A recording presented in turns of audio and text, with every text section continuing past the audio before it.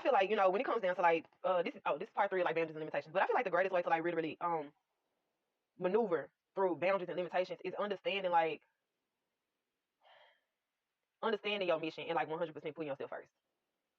It is, you know, and and it's not, you know, like me, like I said, you know, I want to see, you know, I always wanted to like bring a collective of people together so that we can win together and, you know, stuff like that. But when it comes down to boundaries and limitations that other people put onto you, you know, you have to, I have had to learn, like, you have to focus on, like, what is your mission? What is your mission? You know, is this in compliance with my mission right now? You know, and more importantly, like, just because we don't work together or we choose to go another way, don't mean we got issues. That don't mean we got smoke. You feel me? You know, and then also, you know, when it comes down to like working with loved ones, right?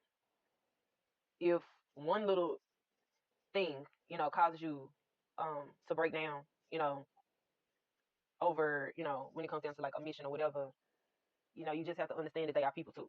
You know what I mean? Even though they might be your loved ones, they are people too.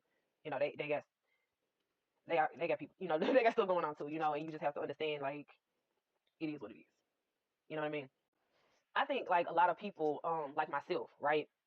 You have to find a way, you have to find the balance between being patient with people and then finding the balance in like saying, okay, I gotta cut you off. And I gotta keep going on with the mission. And you have to be okay with your decision. Right? Because a lot of times, you know, I would have to keep going on past the, you know, keep going on with the mission. Um, and you know, you lose people along the way, and I would feel guilty about that, you know. But the truth is that you wasn't ready. You know what I mean? You wasn't ready, you know, and I can't feel guilty because you chose to stay behind or you got left behind. You know, you have to be okay with the fact that you at least tried. You know what I mean? You tried. You have to be okay with the fact that you tried.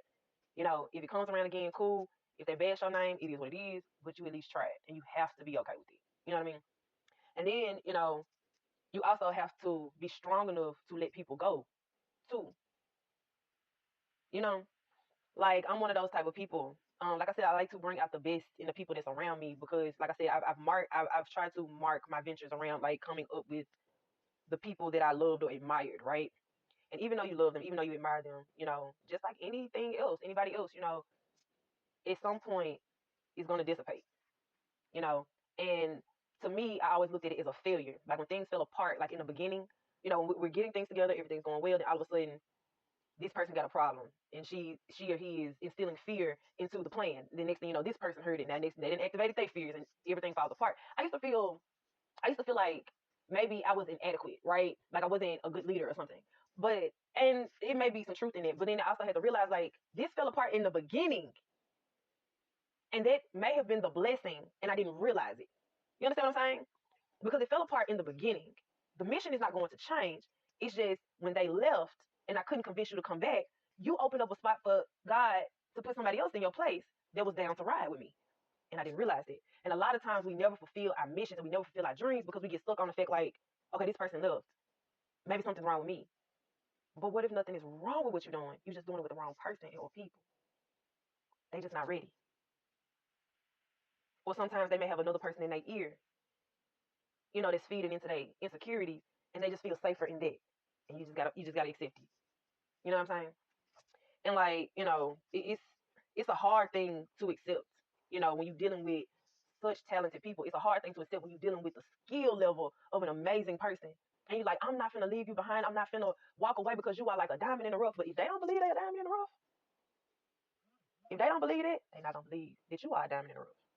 If they don't believe they're beautiful, they're not gonna believe you beautiful. If they don't believe they can do it, they're not gonna believe you can do it. So even if they do go along with it, that limitation, that boundary that they said, it's they still acting on it. They just teeter-totting along the way, and it's and right when it's important, that's when they're gonna fall out on you.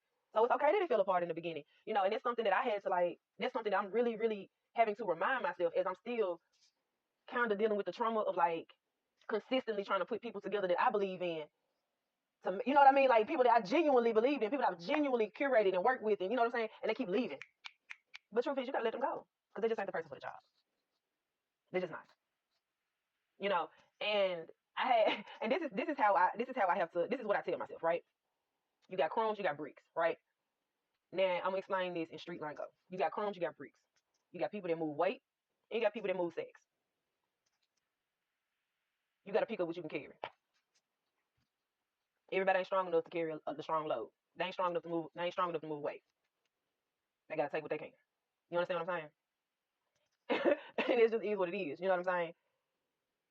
In other words, in biblical terms, God will never put more on you than you can bear. Sometimes your load is heavier because you're stronger in this regard. So you just gotta keep going and try not to take it so personally, right? Because even though we say, "Oh, this is business, this isn't personal," it sounds good, but I'm a human, and it's all personal to me. Now, when I calm down, I might think about this logically, but it don't mean that deep down inside I didn't take it personal and I didn't have a right to. You feel me? So it's I think and I didn't, and me losing people along the way, especially in the beginning of things, right? It's a blessing a lot of times because, like I said, what if we got so high up? What if we started? You left me when we was on zero. What if we was making hundreds of millions and then you just left and at a halt, everything gone? You know what I'm saying? So sometimes you just gotta be grateful that they leave in the beginning. That's even like, in a relationship, you gotta be grateful. You gotta be grateful. Like them red flags in the beginning, you just gotta be grateful. You know, um, you got to be grateful behind it.